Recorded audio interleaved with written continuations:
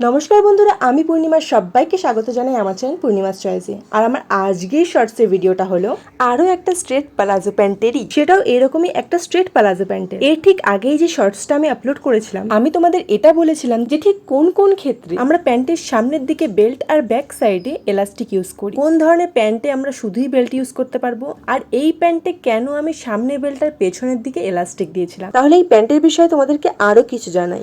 বেশিরভাগ ক্ষেত্রে অনেকের প্রশ্ন এটা হতে পারে যে এই ধরনের স্ট্রেট প্লাজো প্যান্টের সাথে তো উপরে টপ পরা যাবে না বা টিউনিক পরা যাবে না, যেহেতু আমাদের ব্যাক সাইডে এলাস্টিক দেওয়া থাকে।